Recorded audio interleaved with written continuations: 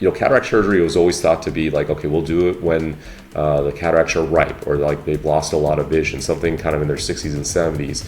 But the technology has been so safe and effective now that a lot of my patients are actually electively doing it earlier in life, in their mid-40s, 50s, 60s, to actually fix their vision, not need contacts, not need glasses. A lot of my, it's women that are kind of going through these vision changes and they want their vision fixed, and so they're actually getting lens replacements done earlier in life, so then they'll never need cataract surgery done. It's almost like a preventative prophylactic type of treatment. Right. So it's really that portion of our practice has become has been growing because patients want to kind of take control of their lives. They want, in all parts, right? Their health. They want to kind of be the best they can, and this is if they're not interested in glass or contacts, this is a way that they can really kind of just wake up and start seeing things the way that they want to, and not have to wait until it gets to a point where you're just so bad, like you're like, I'm gonna get in front of this. Yeah, exactly.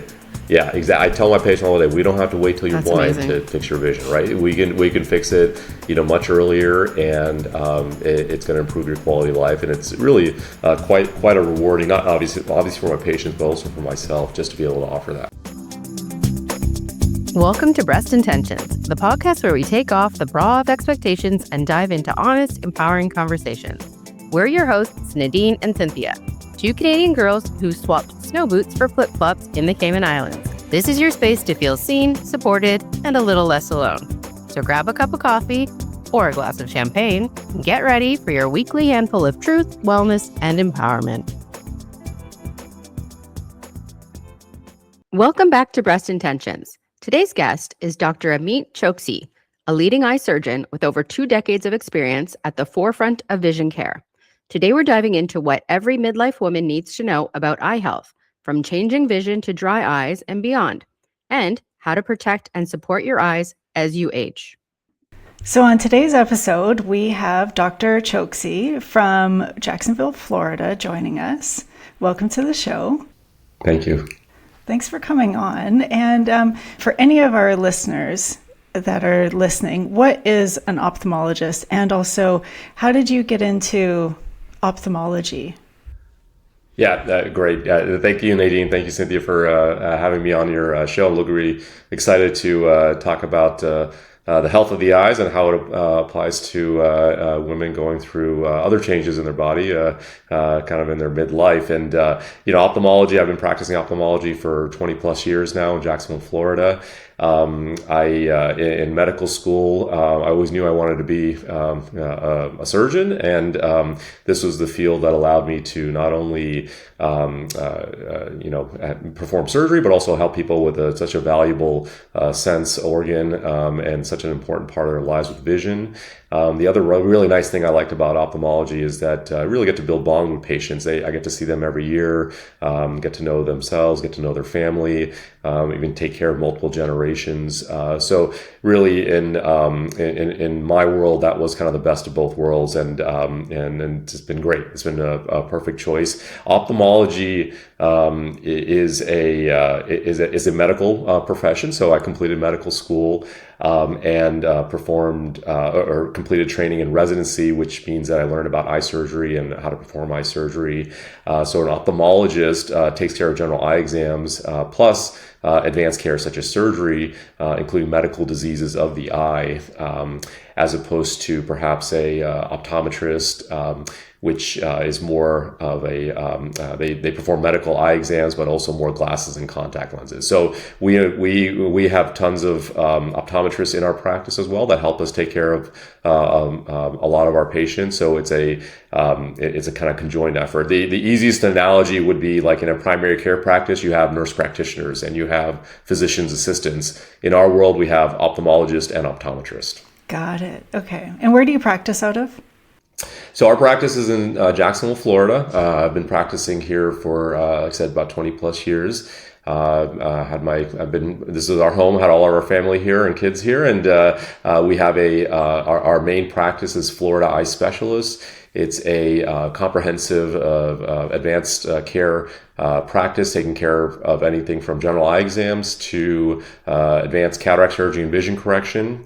Specifically, we're part of a practice within Florida, especially called Florida Eye Custom Vision, where myself, my colleagues Dr. Hassan and Dr. Maida take care of vision correction as well. So things like LASIK, lens implants, something called SMILE, which we can get into later. But for patients that are interested in actually becoming less dependent on glasses. In fact, just a personal story, I've had LASIK myself. I had LASIK about 20 plus years ago. I was very nearsighted I had it when I was 30. I'm 50 now, and 20 years of fantastic vision, which has allowed me to see things very well in the distance. So I kind of allows me to tell patients kind of both angles, both from the doctor perspective, but also from the patient perspective about what these type of procedures can offer, and also, if they're a good candidate or not. Right. And what's the logo? Is Jacksonville Jaguars?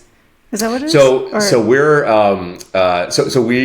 Jacksonville Jaguars is our local NFL football team, and we're actually the eye doctors for the Jaguars. So we're sponsors. So we take care of the team. Their team needs medical eye exams, surgery, things like that. So most of our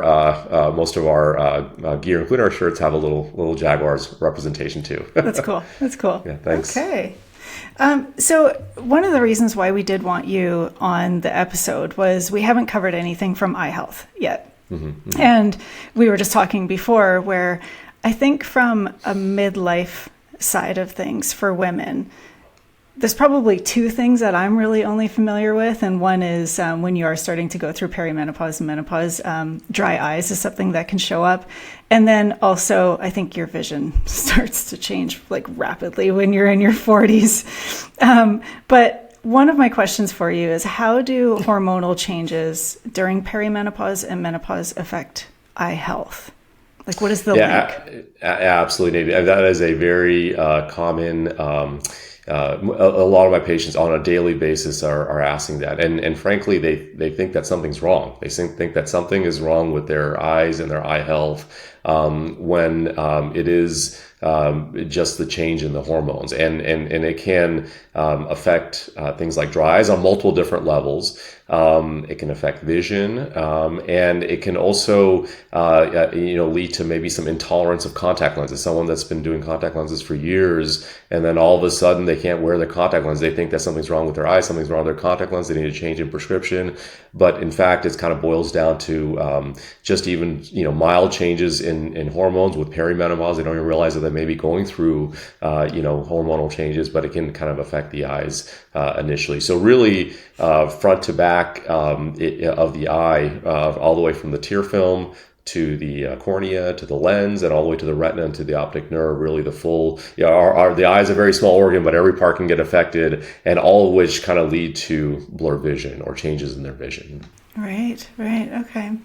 And when we are talking about like the dry eyes, we do hear a lot about dry skin and hot flashes, but where dry eyes are so common, like they're very common in midlife for women.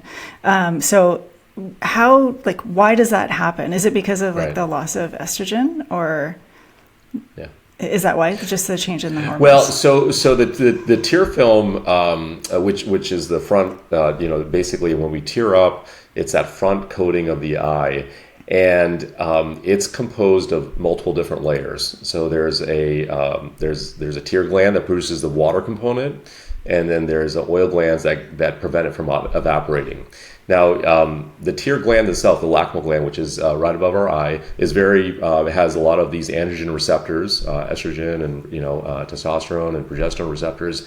And sure enough, once the estrogen and progesterone, testosterone levels decrease, the lacrimal gland does not produce enough tears. So the water component of the tears are less. So you have less tears. Now, on top of that, it's kind of like a double hit. Our oil glands, which are lined along our eyelid margins, that's kind of where we get styes. That's where our eyelashes are. We have 30 to 40 what we call meibomian glands. And those glands are like the oil glands. They're like our sebaceous glands of our face, the glands that cause like little pimples. That's also on our eyelid margins. Now, in order Now we need oils. We need oils in our tears because otherwise the tears would just evaporate. So these oils basically provide some surface tension on the surface of the eye and prevent evaporation. So in our world, we have dry eyes because you don't have enough tears, and then we have dry eyes because the tears aren't good quality or they evaporate. So evaporative dry eyes or aqueous deficient dry eyes. So hormones can affect both. So in the lacrimal gland, and they don't produce enough tears, is because the gland is very sensitive to hormonal changes, and you just don't get enough tears. But then on top of that, it's like a double hit. The oil glands get affected, and you don't have good quality oils. So then whatever tears you are producing just evaporate. So and then so it for those two reasons, when we see our patients, we have to try to figure out, okay, is it more of a what we call aqueous deficient dry eyes or more of an evaporative dry eyes? But oftentimes it's both, and we have to treat both pathways. But hormones can affect both. Now, dry eyes are very tricky because symptoms can be across the board. Okay. One of the most so patients will come to me is like, doc, my eyes are tearing a lot. Like, why are they tearing a lot? And I tell them they have dry eyes, and they're like, what are you talking about? They're tearing a lot, And they can't believe that someone that's tearing a lot actually has dry eyes. But because our brain has this reflex that, okay, my eyes are very dry, I got to produce more tears. So in fact, it does, but then they have nowhere to go except down your cheek. Your eye can only hold so much, but it's not good quality tears. So it just kind of produces tears, and then it goes down your cheek. So then one of the main symptoms that we get, kind of surprise symptoms, are more like what we call reflex tearing. So that can be a sign of dry eyes. Now, another very common symptom of dry eyes is not so much the feeling that your eyes are dry or the feeling of tearing or the feeling of irritation, but blurred vision and fluctuating vision. Or you have to try to focus a bit more because you feel a little focus more. You got to blink a little bit more. The contact lenses aren't working as well. Those kind of things. So that's and then sure enough, as soon as we start treating the dry eyes, their vision gets better. So dry eyes are very. Unfortunately with dry eyes, there's no cure. I hate to say it, but there's no cure, but we have a lot of things that we can do to treat dry eyes and really to identify patients that do have dry eyes, and the symptoms that they do have are actually dry eye related. Okay. So I had a client who I had seen her after a long period of time and found out she was on HRT, and she had said to me, everything in my body was dry, everything, and including my eyes. And then when she did go on HRT, everything got better. So it's not actually curing it, but it's helping. So right, exactly. Because the underlying issue is that when the tear film, and once the lacrimal gland starts getting not as productive, right, they will always need some sort of basically treatment, right? So like in that example, if she stopped the hormones, right, then they would have come right back, right? It's not curing it, right? Right. So but to your point is that, we don't necessarily need a cure. We just need something to manage it, to maintain it, and sounds like that person found what they needed. But the point I kind of tell my patients is that this is going to need active treatment. This is going to need something that's going to maintain your eyes, the health of your eyes, not just for quality of life, but to also prevent kind of things down the road from happening. So it's something that is definitely treatable though, and we have a lot of successful treatment options, including procedures that can help. And you were saying as well that it can be from a drop in testosterone. Like, would you see a lot of men coming in with dry eyes as well? Right. Not as much. Yeah. So if I see, I always tell my patients, if I see 10 dry patients, 9.5 are going to be women. So it's a rare event. So testosterone levels would really have to drop down. Really? To almost like basically they're coming in not just because of dry eyes. So occasionally I will have patients, men that do have a drop in testosterone, but usually it's not enough to cause dry eyes. Dry eyes. Wow. Okay. What is your perspective on HRT and eye health? And does it help, harm, or does it depend on the individual? I guess we may have answered that already. But yeah, exactly.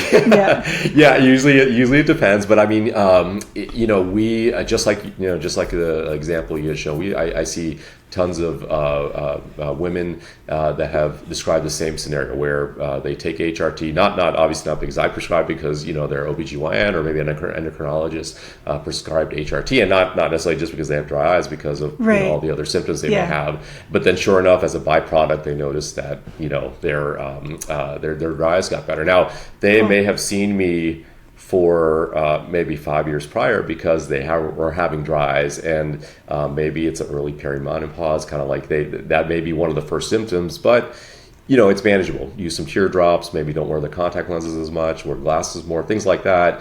They can brush it on the rug for a little while until it starts maybe affecting kind of more of their body, Yeah, until it starts to really rear its ugly head. Right. So to answer your question, I mean, that's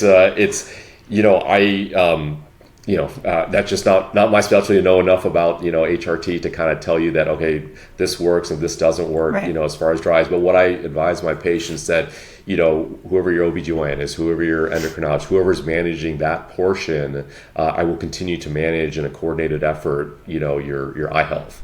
And as soon as you're if it becomes where every other symptom is being managed well, but somehow the dry eyes are not being managed as well, we can report that back to whoever's providing treatment, or we can just supplement with more eye specific treatment, more tears, more warm compresses, maybe more omega-3 supplementation. I was just going to ask you about this. Okay, perfect segue. I was just going to ask you. Read your mind. Because I can't remember if that was one of the questions, but I'm going to ask you anyways. Sure. Omega-3. And one of the things that's really cool is that, like, if you're ever looking for omegas, where a lot of people don't really realize that there is a connection, sometimes if you're looking for a certain omega-3, you can find ones that are, I don't know if they're specific for eye health. I don't really know what the ratio of the EPA and the DHA and stuff like that is. But where does omega-3 come in for eye health? Right. So I mean, this is one supplement that's been scientifically proven with data. It's not talked about a lot, though. Eyes. You're right. Yeah, it's not. But I use it every day. We have a supplement in our office. It doesn't have to be this specific supplement, but it has the omega-3, DHA, EPA component that basically, at the end of it, those are anti-inflammatory. They help inflammation, and at the core of dry eyes, it does produce surface of the eye inflammation. So ultimately, that's where the connection is between why does the omega-3s help dry eyes, because it's anti-inflammatory. Now, it's also an oil, right? It's an oil, basically it does help your meibomian gland. I was mentioning on your eyelid margins to prevent that evaporative tear component. So there's a lot of different pathways that it works, and I don't know if we know every single detail about those are the two main components. That the anti-inflammatory, it also helps the quality of the tears. So we use omega-3s all day long in our practice, and it's a really good kind of almost like a gateway type of intervention because omega-3s have really kind of become such a mainstay in a lot of different medical areas. Heart health. Anti-inflammatory, autoimmune health, right? And so these are all kind of, and I'll have patients that maybe took it for a different reason, and all of a sudden they realize their eyes got better, or vice versa, they'll take it for their eyes and they're like, hey, my joints feel a lot better, so there's a lot of neat things where it kind of okay, hey, that really helped me. Okay. And I don't know if you can answer this or not, but is there a certain amount that you usually suggest for people to take? You're right, 2,000 to 3,000, milligram. Okay.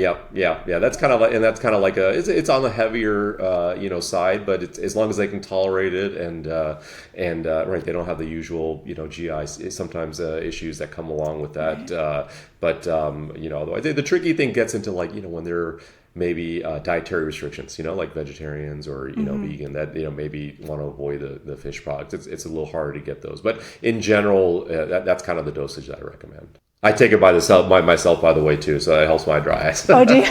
Yeah, I do as well. I had LASIK, and I had dry eyes, not severe, but after LASIK, and sure enough, it did help me as well. So, would you say that if someone came to see you with dry eyes and you sent them away with just an omega-3, a lot of it can be I don't want to call it cured, but can be solved?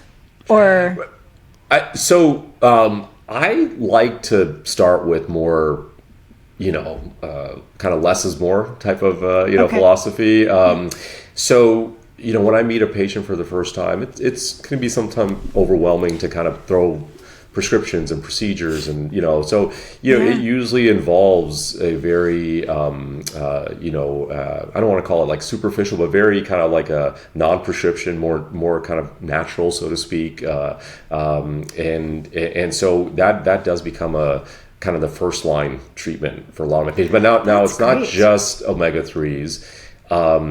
So it's simple things like, lubricating eye drops, right? You get over the counter, you see tons of lubricating eye drops. That's very helpful. Of course, it's just a supplement, right? But I mean, it helps in the process. Warm compresses to the eyelid. That's sometimes not used as much, but those oil glands I was telling you about, they're very sensitive to heat. And providing just maybe 5 to 10 minutes of heat gets those oil glands to kind of express a little bit more and provide a good quality tear. So we have a kind of a whole dry eye kind of regimen that we tend to kind of at least start off with, and then they'll just like most falls, we'll come back in maybe 4 to 6 weeks. Let's see how you're doing, and then we can maybe go a different route if we need to. I have a question about the drops before we move on. The over the counter drops for dry eyes. So I know when I was younger, I used to do like the nasal spray, and when you do that, you need to keep doing it, or else it's like, what is it called? The rebound effect, or I don't remember. Dependence, right. Can that happen with the eye drops as well? Like, should you use them with caution? Use them like not every 2 hours, or is it that kind of thing? Right. Yeah. No, that's a very common question. So like the nasal sprays and the Visine eye drops, they have a kind of a what we call a vasoconstrictive component where it helps temporarily. But then if you kind of use it more, it actually goes the other way. You become dependent on it. You actually you get more congested, or your eyes get more red, or things like that. These teardrops have no medication in them. It's simply a saline drop. Yeah, they all have their little slightly different formulations, but it's like drinking water. Like you can drink a lot of water. That doesn't mean you're going to get you're going to get more dependent on water. It's just you can drink So that's how I've explained to my patients. Really. And really for a lot of like my really dry patients that maybe they need some kind of more intense therapy, I'll tell them to take it every 15 minutes to half an hour, no problems. Now one thing I will say is that, and you probably have seen it over the counter, there's drops that come in a bottle, and then there's drops that come in these little individual vials. The bottles have preservatives in them.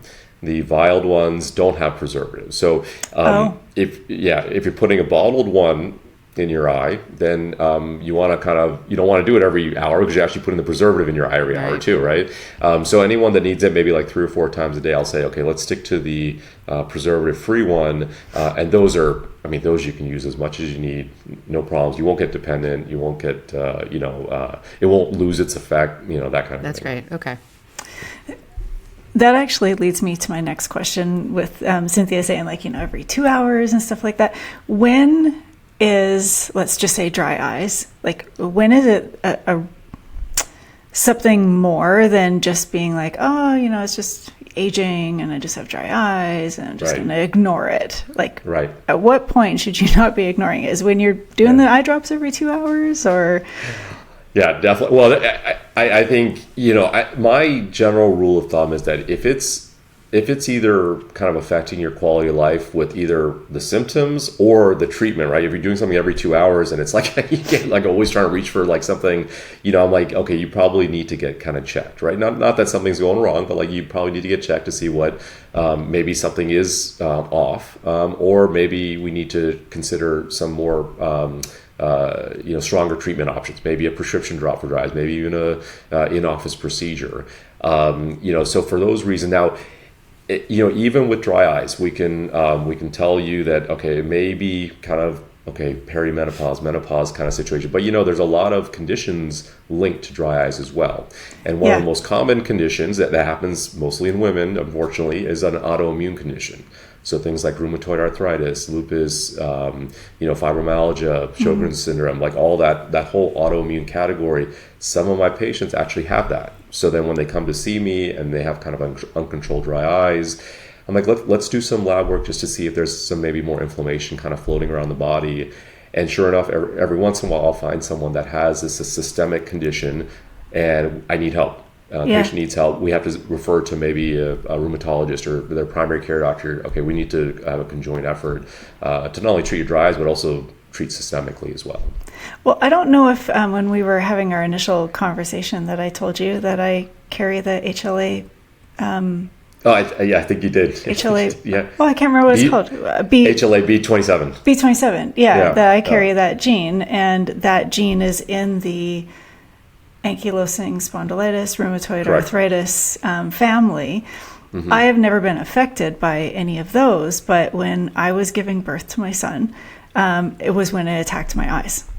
Right. And it was awful because I was that person that then had to do eye drops in my eyes every 15 minutes with a 1-day-old child. And I couldn't see out of my left eye, and I suffered with it for about 7 years. And it, knock on wood, I haven't had a flare in, I think, 6 years now. But yes, that is the one thing that actually has happened to me too.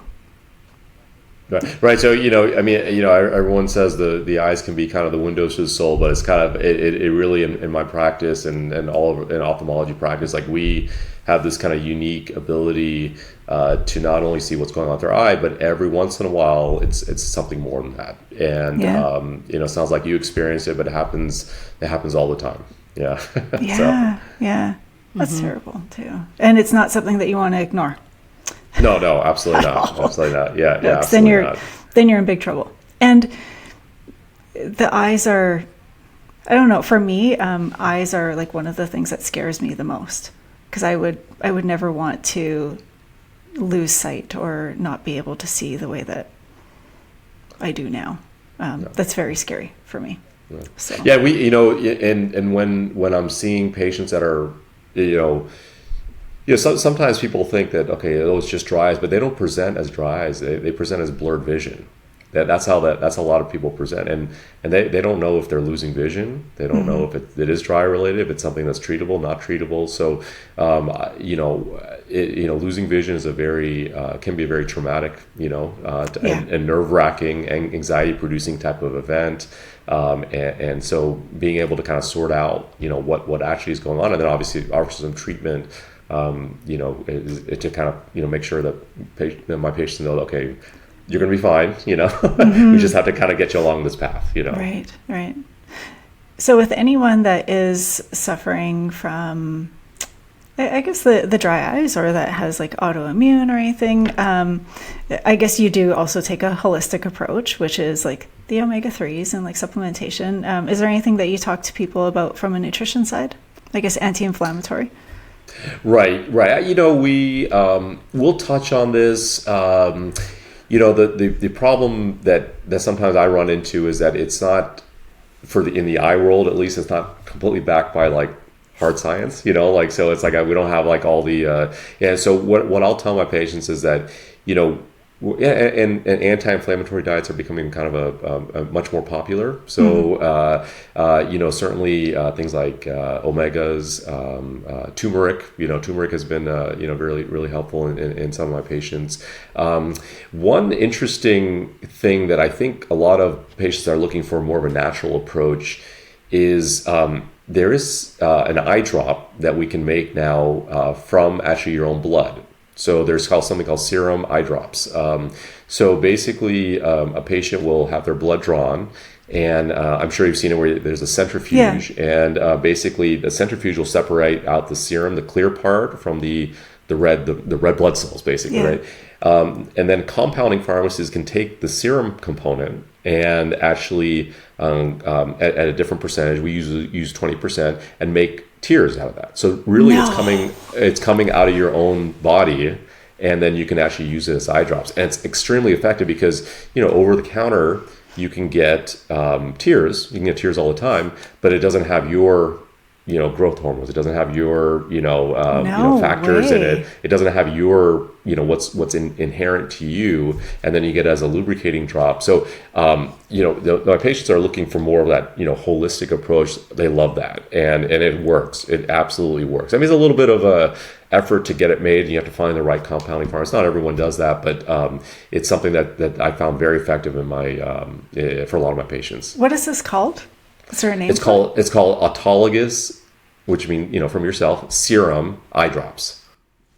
That's really cool. Yeah, I've never heard of that. I've heard of it for other things. Like they'll do that for like PRP, Like PRP, and right? facials and stuff. It's similar. Okay. Yeah. Very. No, we have it. We've had it actually for a long time. Probably Oh my 20 plus years. gosh. It just hasn't caught as much kind of mainstream Right. attention, but we use it. We use it all the time. That's so cool. That's so neat. Very neat. Okay, Cynthia, I'll I'll go. let you take over. So I feel like I'm probably like a textbook midlife person. I didn't need glasses my whole life. My mom did, my dad did, my brother did. I was like, I'm just, I'm just better than you guys. I don't Wizard. need Lucky glasses. one. 2020 vision, Chosen one, right? right? And then I turned, oh my goodness, probably mid 40s, probably 45.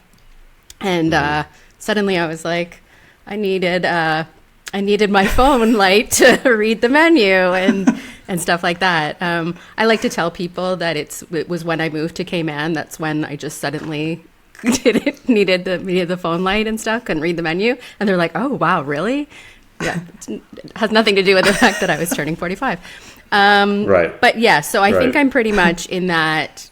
I think that happens a lot. What is actually happening to our vision in midlife? Like, why does this happen?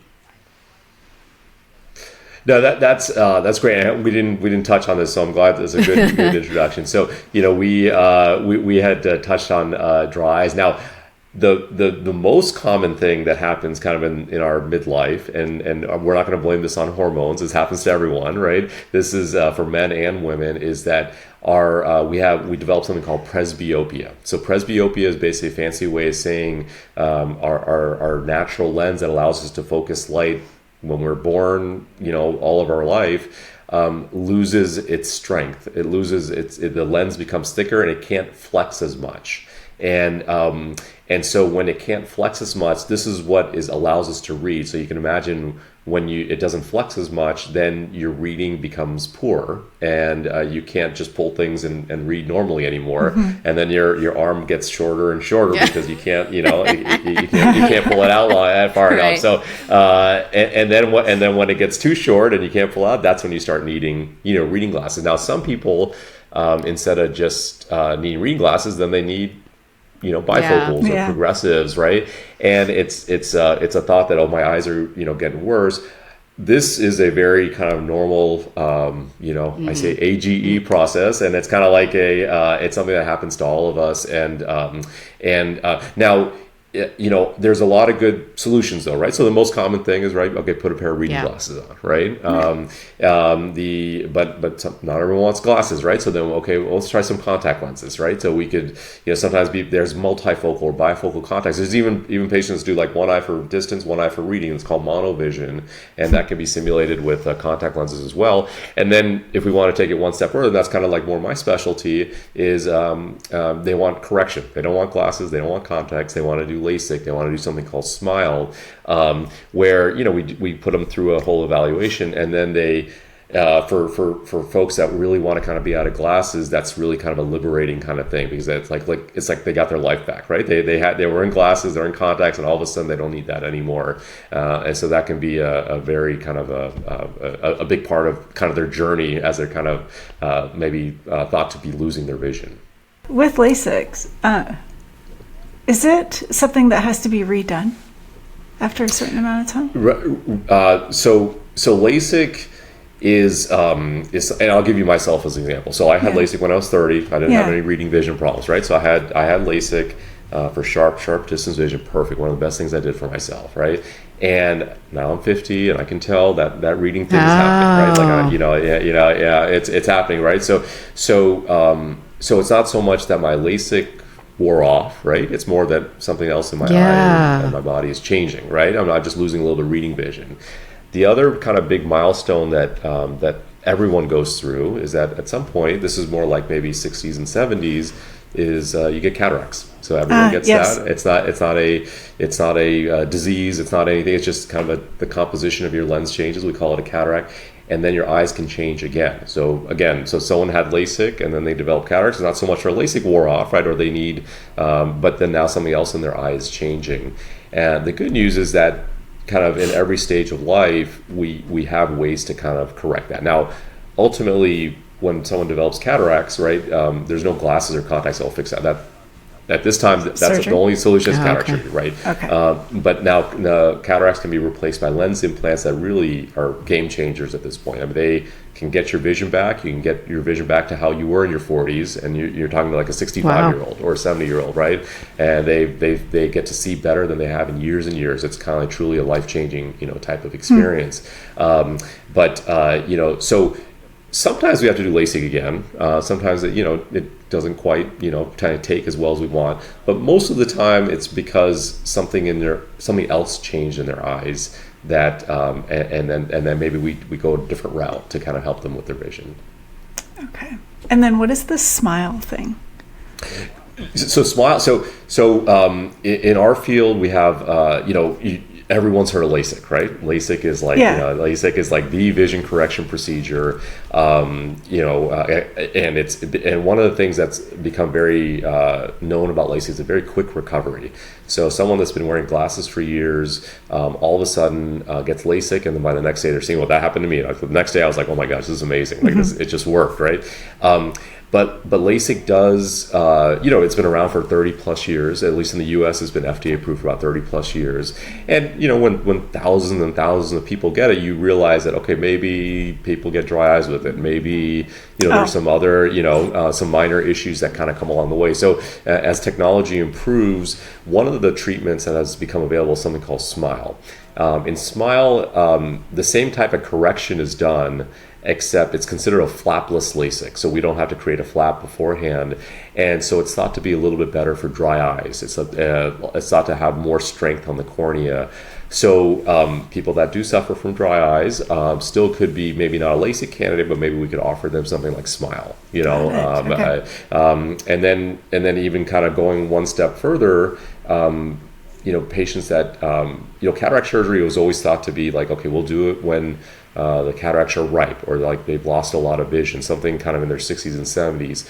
But the technology has been so safe and effective now that a lot of my patients are actually electively doing it earlier in life, in their mid-40s, 50s, 60s, to actually fix their vision, not need contacts, not need glasses. A lot of my, it's women that are kind of going through these vision changes and they want their vision fixed, and so they're actually getting lens replacements done earlier in life, so then they'll never need cataract surgery done. It was almost like a preventative prophylactic type of treatment, right. So it's really that portion of our practice has become has been growing because patients want to kind of take control of their lives. They want, in all parts, right? Their health. They want to kind of be the best they can. And this is, if they're not interested in glass or contact, this is a way that they can really kind of just wake up and start seeing things the way that they want to. And not have to wait until it gets to a point where you're just so bad. Like you're like, I'm going to get in front of this. Yeah, exactly. Yeah, exactly. I tell my patients all the day, we don't have to wait till you're blind to fix your vision, right? We can fix it, much earlier, and it's going to improve your quality of life. And it's really quite a rewarding, not obviously for my patients, but also for myself, just to be able to offer that. Right. So how do we know if it's just normal aging eyes or if it's something else that might need medical attention? Right. I think listen to your gut, right? Listen to in general, when your eyes do start changing, it's going to come out as some symptom, maybe some dryness, maybe a change in vision, maybe fluctuating vision, maybe things like floaters or flashes. Whenever you get in front of the eye doctor, it could be an optometrist, it could be an ophthalmologist, and let's just kind of get some baseline kind of exam of your eyes. And at that point, I think, the eye care professional could tell you, okay, you need a yearly exam. You need every 2 years, this is kind of what you need to look out for. A big thing is family history. Is there a family history of diabetes, family history of hypertension, family history of maybe retinal problems, maybe, glaucoma, macular degeneration? Those would kind of set the bar a little bit more frequent. Like instead of every 2 years, maybe you have to do every year, and most of these exams you can tell then at that point. Now, unfortunately, there are some eye conditions that are what I call silent ones, silent ones where you don't know like if things are changing in your eyes, right? Things like macular degeneration, things like glaucoma, don't necessarily have symptoms. Thankfully, these are conditions of much later in life, when we do definitely recommend yearly eye exams. But because if someone has a family history, we tell them to kind of maybe do annual exams a little bit earlier. Yeah. And any of those conditions would be caught if you do go to the eye doctor regularly? Correct. Assuming? Yep. Yeah. Exactly. Okay. Right. Because most eye exams will involve obviously a check of the vision, check to see if you need glasses, but there's something called dilation where we dilate your pupils and we look in the back of your eyes, your retinal exam, the optic nerve exam. So when you do a full exam like that, we are able to see not only what's wrong with your eye, but also, again, like I said before, maybe some other systemic conditions that you may be maybe more prone to getting. Mm-hmm. Are there preventative strategies that we can do to maintain our vision as we age? There are. I think, in general, I always, UV protection, right? That I think is a big, UVA, UVB protection, wearing your sunglasses, wearing a brimmed hat. Sometimes UV can affect the surface of the eye just like it affects skin. Sometimes UV can affect your lens. Sometimes people that get a lot of UV exposure are maybe more prone to getting cataracts a little bit earlier in life. Okay. And then retinal, the retinal health, UV exposure is very, very important. So, for all those reasons, UV protection I think is important. Now, these are things that that improve not just eye health, but just health in general, right? No smoking, like for example, macular degeneration and smoking, there's a clear link, to that. Eating kind of green leafy vegetables, there's a clear link to eating green leafy vegetables and preventing, macular degeneration. And then if you do have some systemic conditions, if you do have diabetes, if you do have hypertension, you may not be having necessarily eye problems, but for example, diabetics, we want to check their eyes every year because diabetes can cause these small leaky blood vessels called diabetic retinopathy that you wouldn't be able to know until we actually start examining your retina. So most primary care doctors, most docs that diagnose diabetes individuals say, have you seen your eye doctor?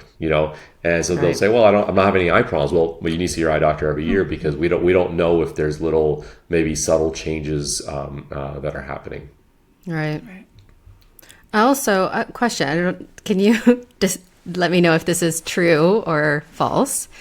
If I wear my glasses more, will I need them more and potentially make my eyes worse and need to get a stronger prescription because I'm wearing my glasses so much?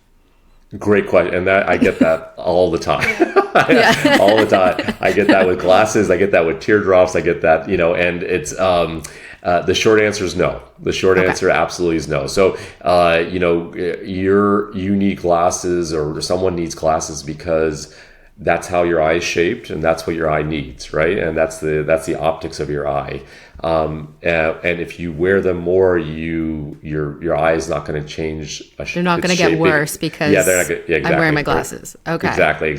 If they do get worse, it's not necessarily because you wore glasses. It's because they're just going to get worse. Maybe you need more. Yeah. Maybe like for example, the classic one is the reading vision, right? We talked about this before. Like your arms get, they don't get long enough, so you start wearing reading glasses. But maybe you'll go over the counter. You start with like a +1 reader, and then you'll go to a +125. It's not because you keep on wearing them. It's because your eyes are getting Right. worse, right? So, Right, okay. right. Yeah. So you just need more. And then by the time you're like in your mid 50s or, then you need like a +2 or +225. So that's a very normal, very, natural thing. So I would tell my patients like, hey, you need to see well, wear your glasses. And, and then your annual exam will tell you if things are getting worse or not. Okay.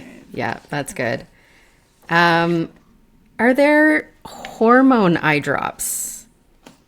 There are. That's a really exciting kind of field of dry eyes because as I mentioned before, with the lacrimal gland and also those meibomian glands, there's these androgen, estrogen receptors, and so delivering eye drops that have the estrogen, progesterone, testosterone directly to that area has been shown to be helpful. Now, it's still kind of in the I would say early clinical, data trials, because one of the challenges, and it's just like, getting hormone replacement therapy, is like, how do you compound it? How do you make it, right? And there's so many different ways to kind of make it.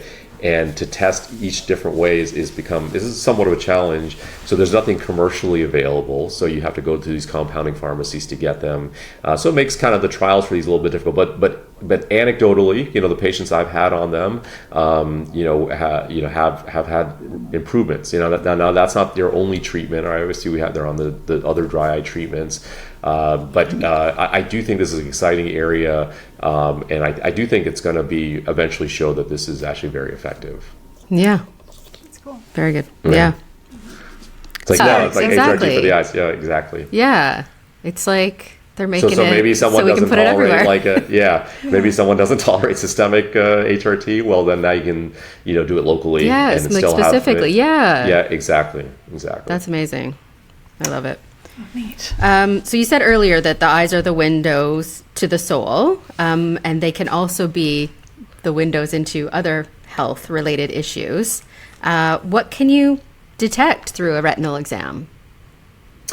So, again, I always say we're blessed as being an ophthalmologist, because we really can kind of do in a very non-invasive way, see kind of like very much the health of that patient's body. So when we do a dilated exam, and I'm able to see the retina. The retina is a part of your nervous system. It's an extension of your brain, and it goes through the optic nerve into your retina. And the retina has these blood vessels. Now, those blood vessels are an extension of your cerebral arteries, your neck arteries, your cardiac arteries, right? So it's an extension of that, but we can actually see them. So we get this kind of very detailed view of how your nervous system is, and also how your retinal, your vascular system is. So vascular system, I mean, we all know this, right? If you get blockage of your arteries, if you have high cholesterol, well, most of the time you have to do some sort of like invasive ultrasound, or you have to do, not ultrasound invasive, but like maybe a catheterization or something like that, to really kind of look, or maybe a CAT scan. But when we can look at the eyes, we can actually see the lining of the blood vessels become somewhat, the caliber becomes less. Now, we don't always see like a plaque or anything like that, but we can kind of start tells like, maybe you need to kind of get this checked, maybe you need to get your cholesterol checked, maybe you need to some more cardiac testing. We can also see how the vessels are moving in the eye, and that can tell us some hint of maybe there's some hypertension. We can also test anemia. We can also see if there's some blood spots. We can see if there's someone anemic. With the retina and the optic nerve, for example, sometimes we can diagnose multiple sclerosis with optic nerve exam because of the way some inflammation of the optic nerve. So there's the whole list of things that we can kind of diagnose potentially with an eye exam. But even just kind of getting to the point of kind of getting in at least an annual checkup, just to kind of see as a baseline where things are at. Mm-hmm. Yeah, because even if you're not able to sort of diagnose, you could sort of say, this doesn't quite look right. Maybe you should go see your cardiologist or your whoever. 100% correct. Absolutely. I have a question, though. So this is like a drop that you put in the eye to do that exam? To dilate? Or something to dilate it? Right. Yes. I don't think I get that done. So some providers do they'll take a picture of the eye instead, Maybe get that done. And some of these diagnostic kind of imaging camera systems allow us to see kind of the full periphery of the retina. But my opinion is that nothing beats kind of a good dilated exam where the provider is actually seeing kind of what's in front of them and seeing your vessels and seeing your retina and seeing your optic. Now it is kind of a pain to get dilated. And, if you've been ever dilated, it takes up 4 to 6 hours to kind of wear off. You lose a little bit of reading vision. Okay. Yeah. So it's I've definitely not had that done. Yeah. No one likes to get dilated. You got to wear sunglasses afterwards. But for kind of a maybe one time get a dilated exam and then maybe next couple of years get the picture. Exactly. Kind of something along those lines. Yeah. Right. Exactly. Could it? I'm going to make sure of this. On Tuesday when we're back to work. Could it be that I'm not seeing an ophthalmologist, but I'm seeing an optometrist for my glasses? Or no, not likely? Probably if you are getting just kind of a glasses exam, and just maybe a kind of a general eye check exam. My prescription, see how, right. It's more than likely an optometrist. Okay. But it's hard to say. I mean, because we even do those. We would do those general eye exams as well. So it's, but for example, like our practice, we don't like necessarily make classes or do contact lens exams. So we wouldn't kind of go that route because that's we're more of a medical specialty. Right. Okay. Do you for the dilating? Is this like a once a year thing, or is it like once every couple of years? So it usually depends on how often you need your eye exam, right? So like if your doc tells you, hey, I see every 2 years, probably every 2 years you're gonna get dilated, right?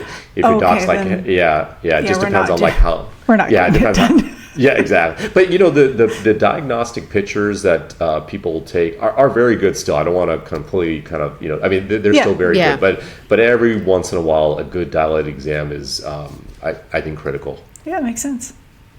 Yeah, I'm going to look into that. I think I'm going to see if I can do that for my next one. Because, even if I do it now and I don't do it for a few more years, like assuming everything is okay. Right. But I would like to sort of have that baseline, and I would like to see, are women in midlife, like me, are we at a higher risk for certain eye diseases? I think, we touched on a few of them, right? Okay, there's dry eyes, obviously. There's and not just women, right? The whole presbyopia thing. I think those are two of the biggest kind of things that kind of affect midlife women the most. Now, I would say the autoimmune inflammatory type conditions are more prevalent in women, especially if you have a family history of that. And those are tricky conditions because they can present in so many different ways, and sometimes, unfortunately, gets undiagnosed because they maybe have not developed all the symptoms yet.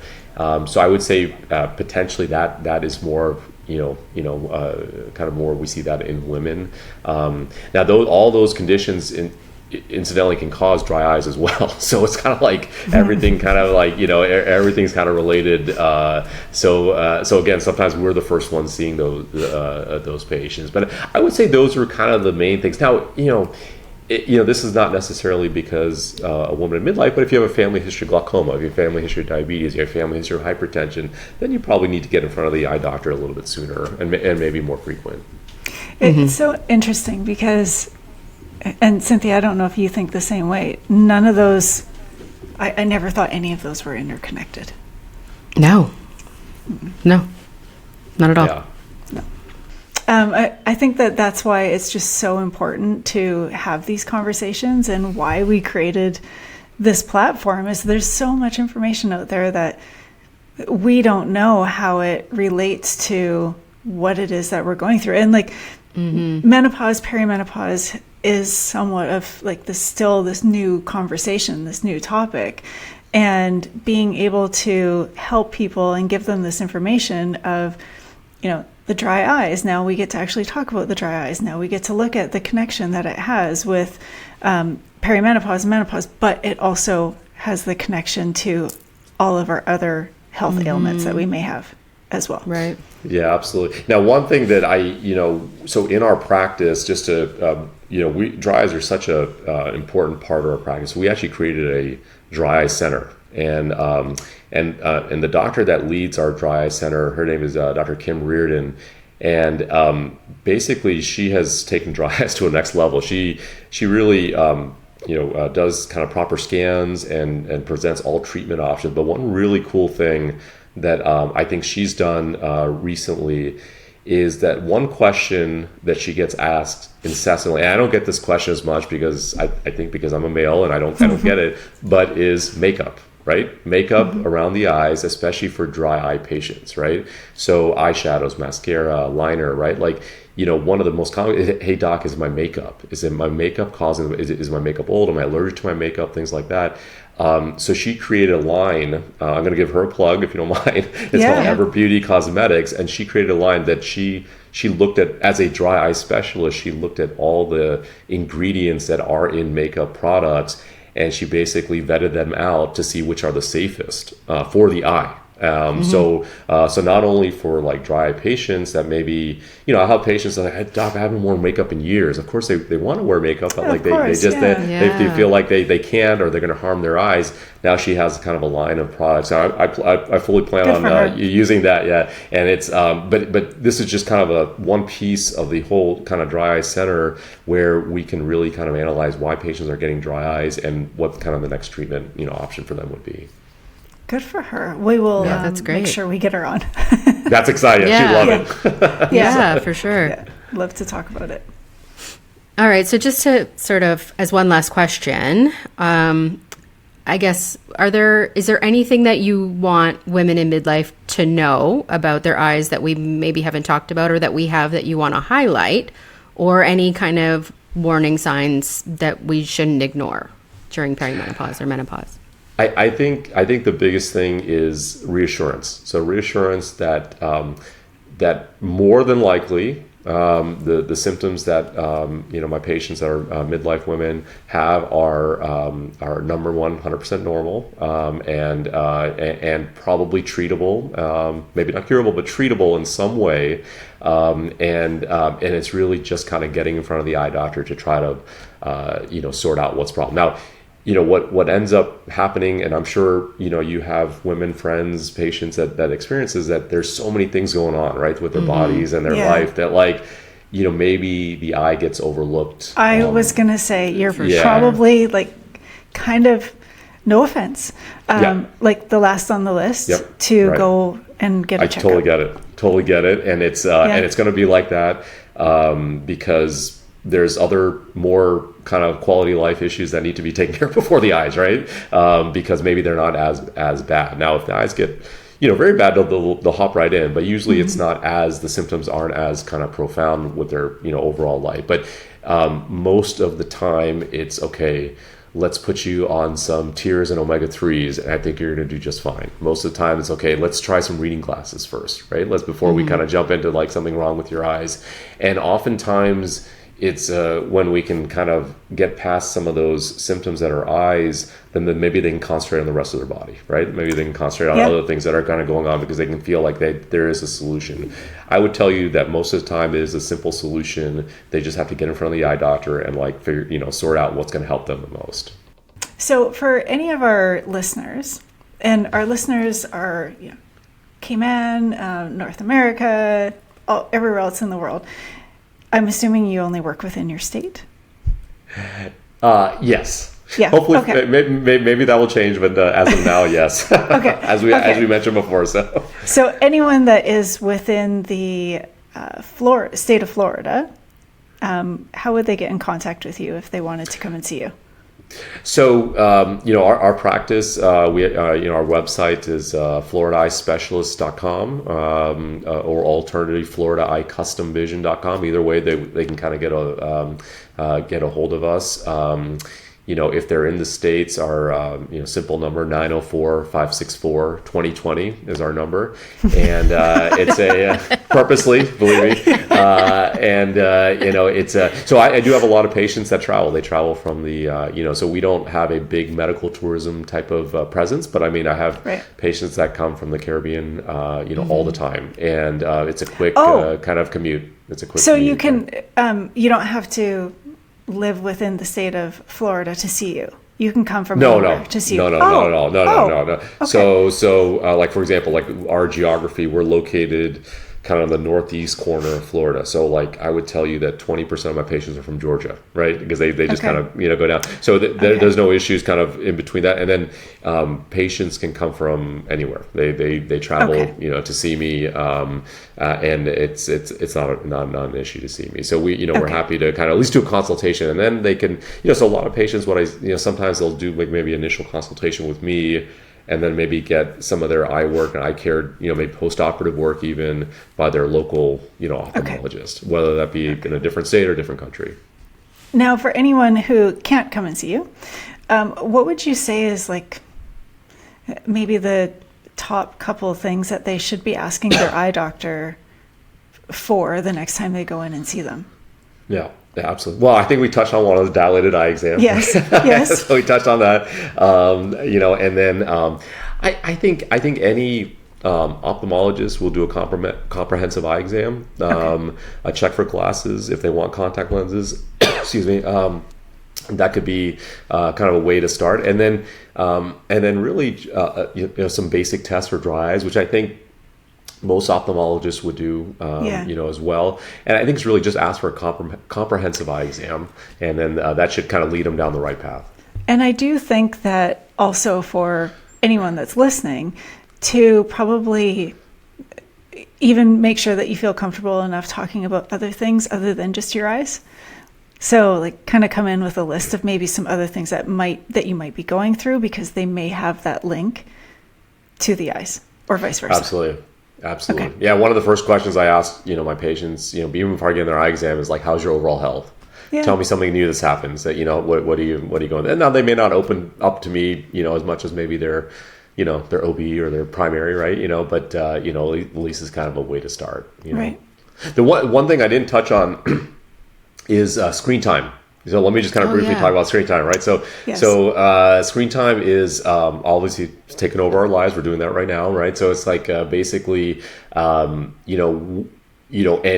what some of the blurred vision is not, that people notice is not necessarily for like driving and distance and maybe watching television. It's on the screen, right? On our phones, on our computer, our tablets. And one of the key things is that if you have dry eyes, and then on top of that, you are staring at a screen, and it's not so much the screen and the the blue lights or not blue lights that are kind of affecting you. It's more that we don't blink as much. So like if you and I are talking face to face, where our blink rate is probably once every couple seconds, right? And then but as soon as we're on the screen, and it's just kind of how we're hardwired, our blink rate goes down to once every maybe 20 seconds. 25 seconds, right? So then if your tears don't have the blinking involved to kind of coat the surface every time you blink, then it tends to evaporate a little quicker. And then if you already have an evaporative problem, like we mentioned with the meibomian glands, then they can evaporate a little quicker. And then what do we do? Like if you're getting blurry on the screen, what do? You try to rub your eyes, you try to blink a little bit more. And sometimes people stare more. Sometimes like if I really stare at this, I'm gonna see it a little better. And then it's just kind of a vicious cycle where things get a little bit more blurry. So one kind of quick little suggestion is every maybe 20 minutes, take a little break, look out in the distance, maybe purposely blink your eyes, even carry some of those lubricating drops, kind of if you're going to be on the screen for a little while, just to kind of help the eyes get a little bit more moist, and you don't have those big fluctuations in your vision. Oh, good to know. Little tip. Yeah. Does watching too much screen time or being on my phone too much, does that make my eyes worse? Right. I would tell you that if you were like say a teenager, right? Or like maybe even younger, right? The more time that you spend kind of up close, the more chance you may become a little bit more nearsighted, right? You may develop, kind of glasses. Not necessarily your eyes are kind of getting true. Right. But, after like say our mid-20s and onward, right? Our eyes aren't really changing from that component. But the biggest thing I would tell you is the dry eyes, right? So the dry eyes, right, and not blinking. So sometimes that can be blurred vision, sometimes that can be irritation, sometimes it can be burning, right? So in that sense, theoretically, right, if you keep on doing that without any sort of treatment, your eyes will get a little bit worse from a dry perspective. Your vision may get worse as well. But I think that's a simple solution. I mean, in this day and age, we use screen time so much, so it's not so easy to say stop using screen time, right? But there are little tricks that we can do to kind of help, at least get a little bit more comfortable. But like as a parent or a teacher of children or teens, it is fair to say like that's you're too much screen time, or you're too close to my kids. My parents used to say, you're too close to the TV. You're going to wreck your eyes. And so it is fair to say that it does impact or can impact. It can. And one, we're seeing in general rates of myopia progression, which is the progression to nearsightedness is very much on the rise. So, So I would love to say it's something else, but I think it's just how much we're in front of things, right? So, now, it's, compared to other countries, like for example, like Japan, we're far less because I think they've been in screen time a lot longer, right? But I think we're kind of on that trajectory of, where nearsightedness is going to become a big thing. Yeah. One other tip. Okay. Other tip. This is while it's in my head. So unrelated to myopia and screen time, but and I get this a lot from my and I wish I brought it up before, but my middle-aged women obviously get hot flashes, right? Hot flashes are and so what do? They put a fan in where they sleep, right? The fan or air conditioning vent, right? And so a lot of my patients, their eyes may not close all the way, and or when you sleep, it tends to kind of stay open just a touch. So you can imagine kind of the air conditioning or the vent or something kind of basically evaporating their tear film as they, because they need that fan. So a lot of my patients will complain that, hey doc, my eyes aren't dry all the time. They're just when I wake up. Right, it's just when So, and then I'll ask them, "Hey, do you sleep with a fan?" Now, I totally appreciate that is a non-negotiable event that you cannot just take the fan away. That is not going to happen, right? That's so the better way is to protect your eyes at night. So usually I'll tell my patient, okay, look, if that's happening, maybe direct it not directly in your face, maybe just like a little off center, or use like a gel drop at nighttime to help coat your eye, like or a non-prescription, an eye mask, or sleep mask, sleep mask, exactly, something like that. So that's I know very something smart. That probably a lot of patients going through perimenopause, menopause. That's a big part of what. Didn't even think about that. So, yeah. Last little tip I have. That's great. That's a good one. Yeah. Well, this is wonderful. Yeah, this was great. Thank you so much for joining us absolutely, today. Guys. Yeah, this is great, and hopefully can help your listeners learn a little bit about their eye health. Yeah, definitely. No, it was great. It was very informative. Yeah. Well, thank you. Perfect, guys. Thank you. All right, very good. Thanks for joining us on Breast Intentions. We hope you felt seen, supported, and maybe had a few laughs along the way. Don't forget to share, subscribe, rate, and review us. Your support keeps the conversation alive. Follow us on social media for more insights, behind-the-scenes fun, and updates on future episodes. Got a topic you want us to dive into? We'd love to hear from you. Remember, life's too short for bad bras, toxic relationships, and kale you don't actually like. So until next time, stay bold and keep your breast intentions exactly where they belong, front and center. Now go crush midlife, or at least today's to-do list. Cheers!